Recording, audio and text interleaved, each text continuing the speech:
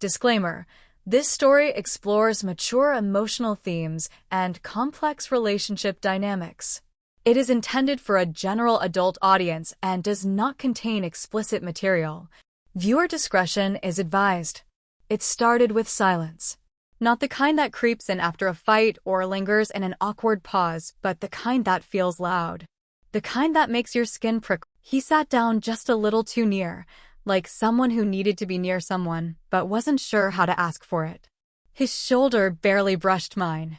He smelled like the outside, cool night air, mixed with cologne and something anxious. I muted the TV and turned to him. "You okay?" He nodded, but not in a way that convinced me. "I've known David since he was 15, since I married his father.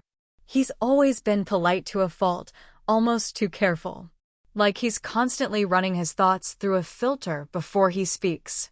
We've always gotten along, but there's a quiet distance that's never fully gone away, even after a decade of shared holidays and family dinners." So when he sat there, silent, eyes fixed on the dark screen like it held answers, I knew something was wrong. Not just off, a little wrong. "I broke up with Maya," he said, finally. I looked over at him, surprised. He and Maya had been together for almost 3 years. She was smart, funny, a good match for him, or so I thought. "Oh." "I'm sorry," I said, unsure of what tone to take. "Did you want to talk about it?" He didn't answer right away. He just leaned forward, elbows on his knees, hands clasped tightly together like he was holding something in. His foot tapped against the rug.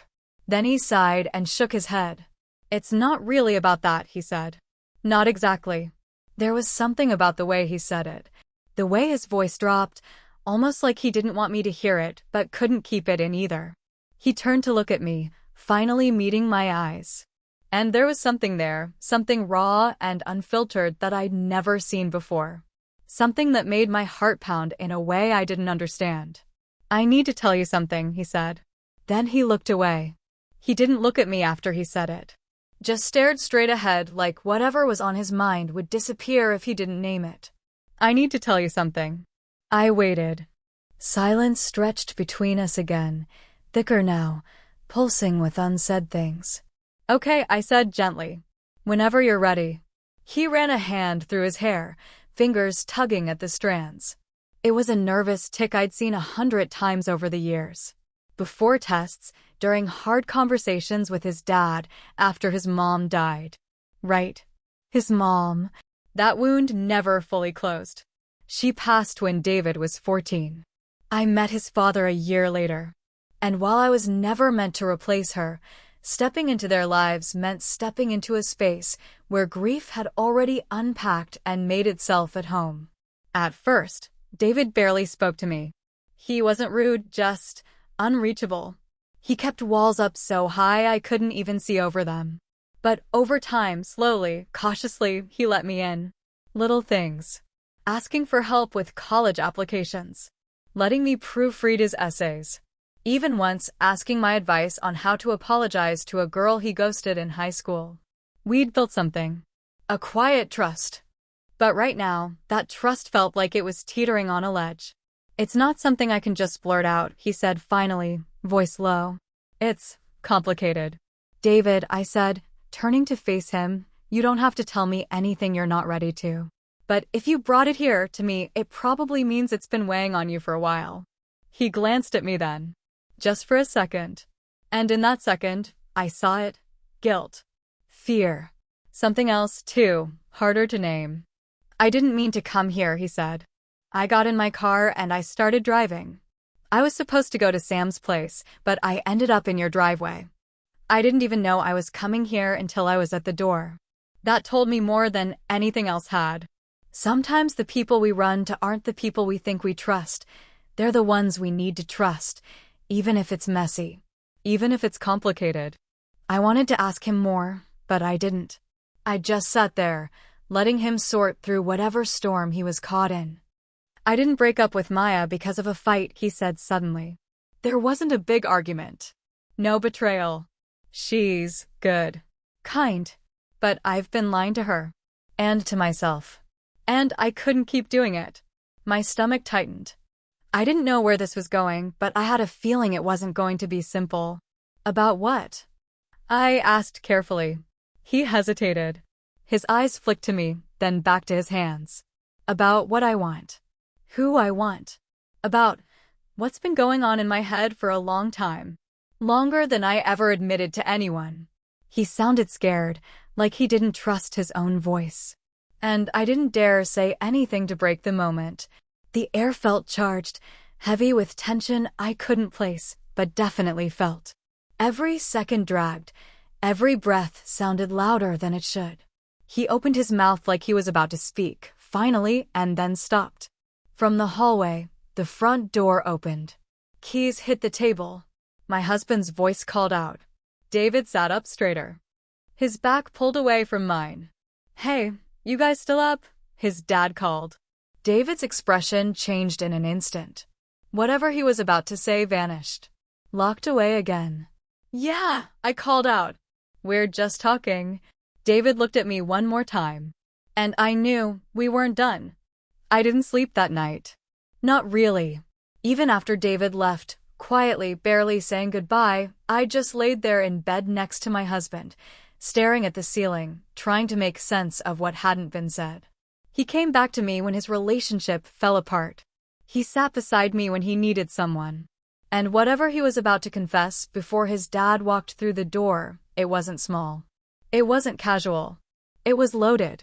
And the silence that followed was even louder than the words he didn't say. The next morning, the house was quiet again. My husband had gone into work early, oblivious to the tension that had unraveled just feet away from him the night before. I wandered into the kitchen, poured coffee, and tried to shake the unease that clung to me like fog. I didn't know what David was trying to say, but I felt it, somewhere deep and unnervingly personal. Just as I sat down, my phone buzzed. David, hey, can we talk today? Just us. I stared at the message. My fingers hovered over the keyboard. My gut twisted. Me, of course. Come by later.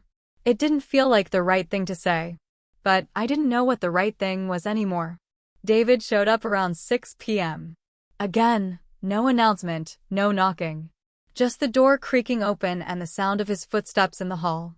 Like last time, he looked different, more tense, more determined. But also, softer somehow.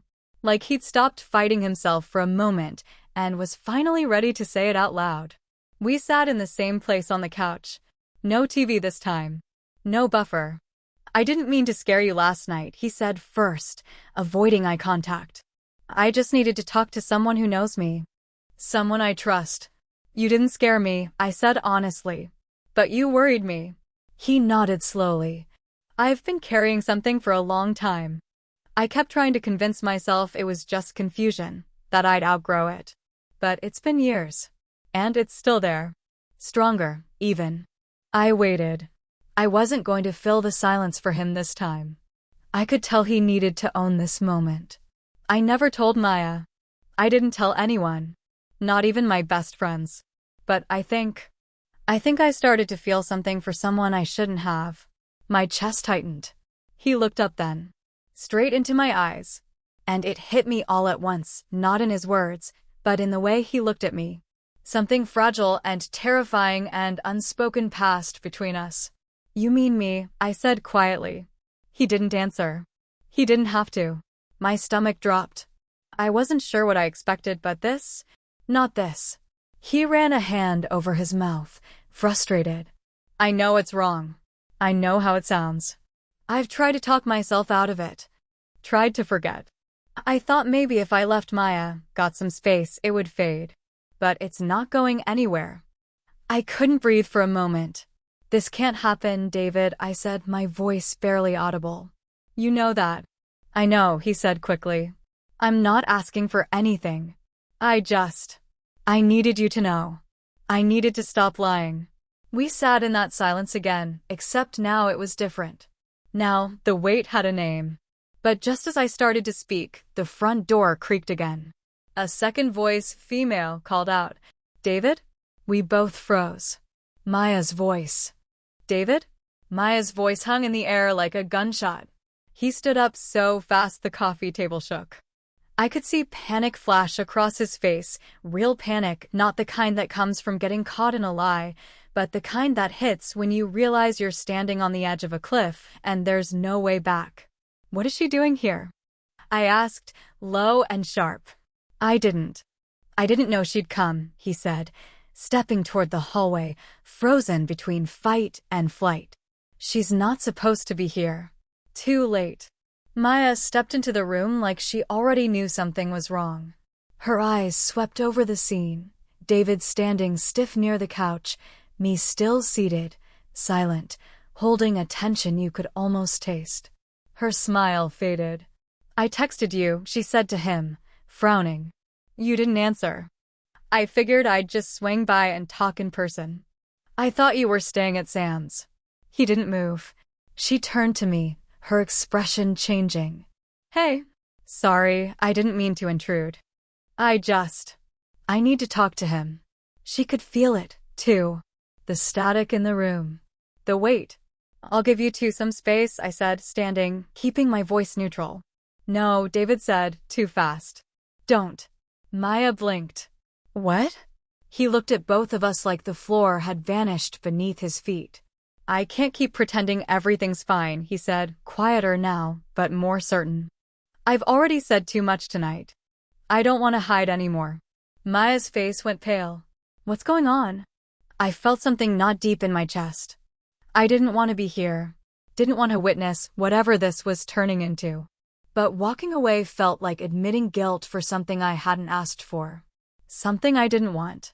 "David," I said softly, warning in my tone. "Think about what you're doing." "I have been thinking," he snapped, turning toward me. "For months. Years, even. I've tried to ignore it. Tried to push it down. But it keeps coming back. Every time."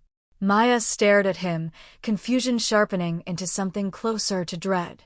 "Coming back to what?" He looked at her. Then at me. And he broke. "I'm in love with her." Silence. Dead, absolute silence. My ears rang.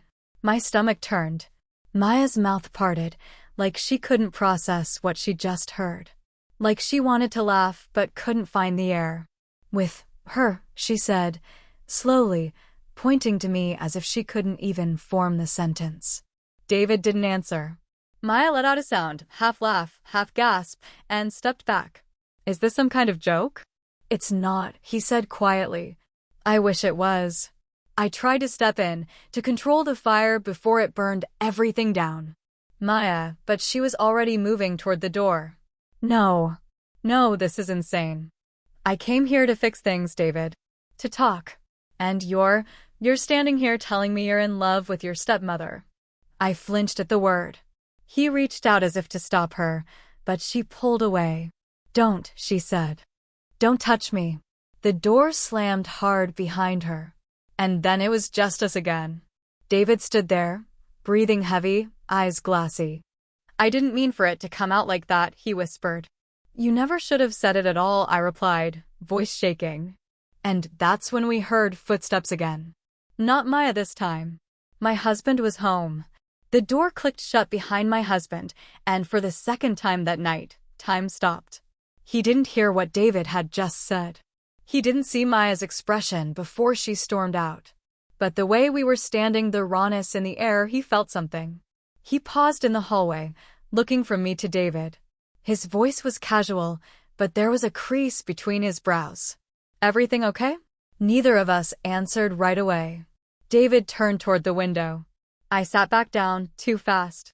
My husband stepped into the living room, still holding his briefcase, eyes narrowing just a little. "Something happened?" I opened my mouth. No sound came out. David beat me to it. Maya came by. That was true.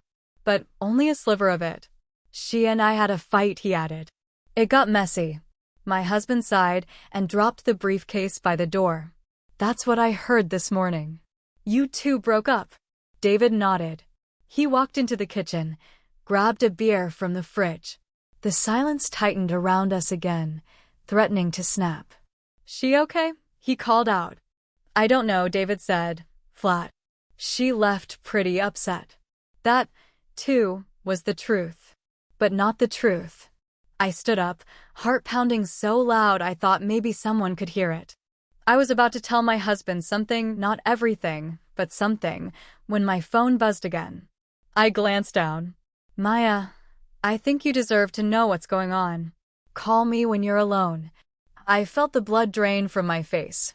Everything all right? My husband asked, catching my expression. Yeah, I said quickly, pocketing the phone. Just work stuff. I didn't know why I lied. Maybe to protect David. Maybe to protect myself. Maybe because I suddenly wasn't sure who I was trying to protect anymore. David walked to the door, ready to leave. I could tell by his eyes he was unraveling. I shouldn't have come back, he muttered. I'm sorry. And then the twist came. Actually, my husband said suddenly, stopping him, Can I talk to you for a minute before you go? David froze. I looked between them. What's going on? He gestured toward the garage. Just a quick word. David hesitated, then followed him out without a word. The door shut behind them. I waited. 5 minutes. Then 10. I cracked it open and heard just enough to know the entire game had changed. You think I don't see what's going on? My husband said, his voice low but sharp. You've been looking at her differently for months. You think I'm blind. David said nothing. I let it go because I figured it was just confusion. A phase. But Maya called me. My heart dropped. She told me everything. Silence. I'm warning you, David. Whatever you're feeling, bury it. Now. Because I will not lose my wife over some twisted fantasy in your head. I closed the door quietly, breath caught in my throat. So my husband knew. He knew more than I did. He just hadn't said anything. Until now. That wasn't the twist. The twist was what happened next. He walked back inside alone. David was gone. And on the kitchen counter, my phone buzzed again. Maya, he's not the only one hiding something. Your husband and I, we've been meeting. We weren't just trying to fix things. Call me.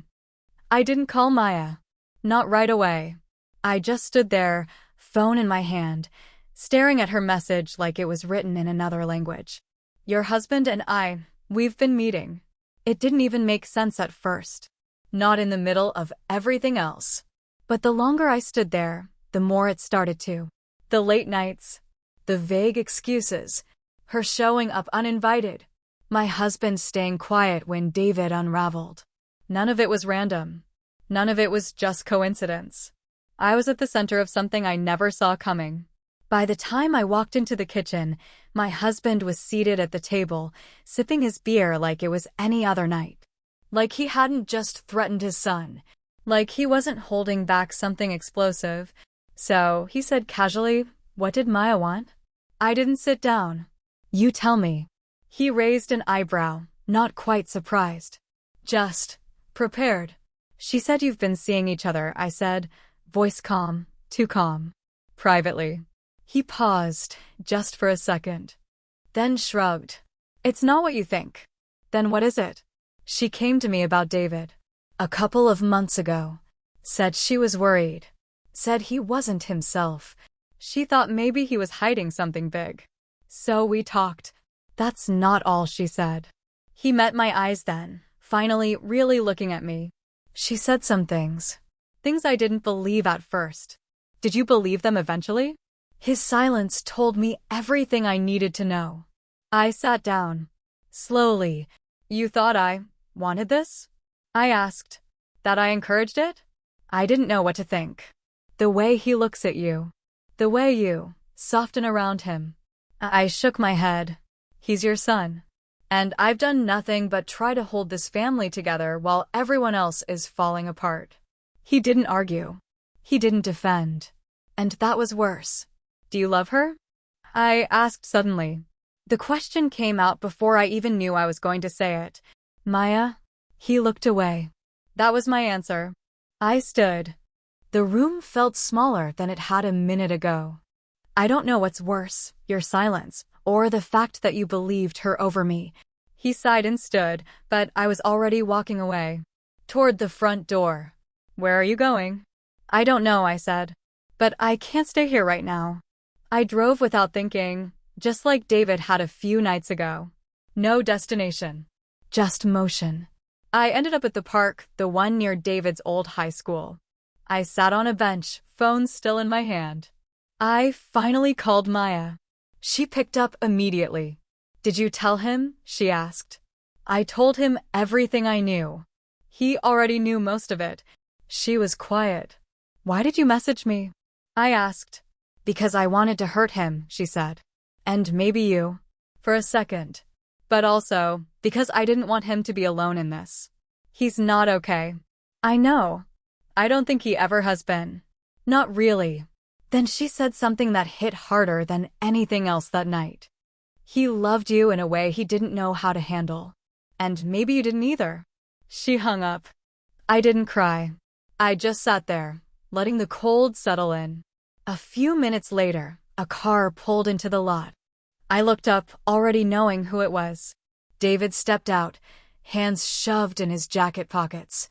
He sat next to me without saying a word. We watched the sky fade from gray to black. And, for the first time in weeks, there was no tension. Just understanding. We sat there in silence for a long time, just me and David on that cold park bench. No more secrets. No more pretending. Eventually, he spoke. I didn't come to ask for anything. I just didn't want you to think I'd disappeared. I didn't, I said. But I also didn't know what to do. He nodded like he understood. Like he expected that. I was angry at Dad, he admitted. Still am. But I'm more angry at myself for dragging you into this. You didn't drag me, I said gently. You were just honest. The honesty was hard, but it wasn't wrong. He looked at me, eyes tired. It felt wrong. Everything I felt. Everything I said. It wasn't wrong to feel something, I said. But it would have been wrong to act on it. And you didn't. We didn't. That matters. He let out a breath, like something heavy was finally coming off his chest. I think I need to go away for a bit, he said. Get some real space.